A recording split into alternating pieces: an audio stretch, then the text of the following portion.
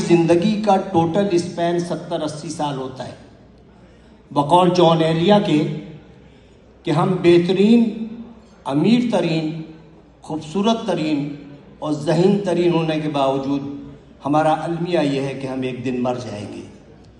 ہمیں یہ سوچنا چاہیے کہ ہم تمام دنیا کی نفرتیں ایک دوسرے کے ساتھ اسی دنیا میں چھوڑ کے جائیں گے، اور جو ہم جس اولاد کے لیے بہت زیادہ کرتے ہیں وہ اولاد ہمیں تھوڑے دن بعد دیوار پہ لٹکائے گی، اس کی اولاد ہمیں اسٹور میں رکھ دے گی، اور جب چوتھی نسل آئے گی تو ہم گاربیج کر دیے جائیں گے۔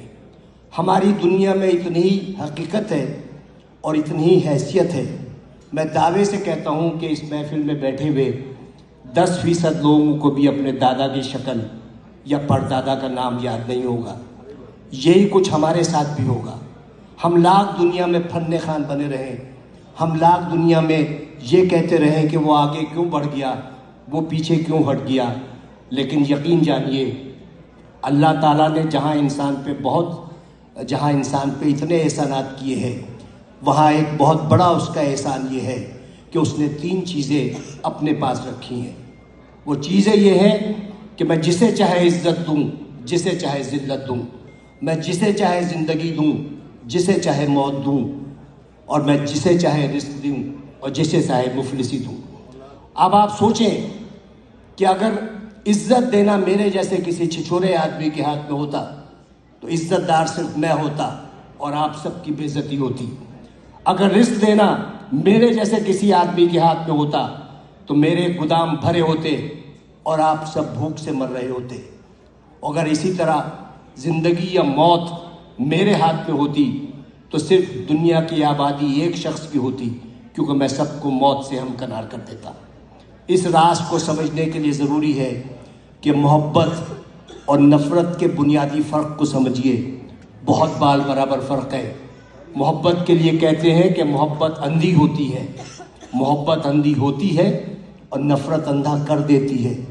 محبت چونکہ پیدائشی طور پر اندھی ہوتی ہے، لہٰذا وہ جینے کا ہنر جانتی ہے، اور نفرت کے سفر میں آپ آدھے وقت بینا ہوتے ہیں اور باقی وقت نابینا ہوتے ہیں، تو انہی شاہراہوں پر جس پر آپ محبت کا ہاتھ پکڑے دیوانہ وار چلے جاتے ہیں، نفرت کی آگ میں جلنے لگتے ہیں اور اپنی ہی لگائی ہوئی آگ میں بھسم ہو جاتے ہیں۔ تو نفرت کا کوئی اسکوپ نہیں ہے۔ آئندہ آنے والے وقتوں میں آپ کی نسلیں یہ یاد نہیں رکھیں گی کہ آپ نے کتنے لوگوں سے نفرت کی، لوگ یہ یاد رکھیں گے کہ آپ نے کتنے لوگوں سے محبت کی۔ لوگ یہ نہیں یاد رکھیں گے کہ آپ نے کتنے لوگوں کا راستہ روکا، لوگ یہ یاد رکھیں گے کہ آپ نے کتنے لوگوں کا راستہ بنایا۔ لوگ یہ نہیں یاد رکھیں گے کہ آپ کتنا پڑھ گئے، لیکن لوگ یہ یاد رکھیں گے کہ آپ نے کتنے لوگوں کو پڑھوا دیا۔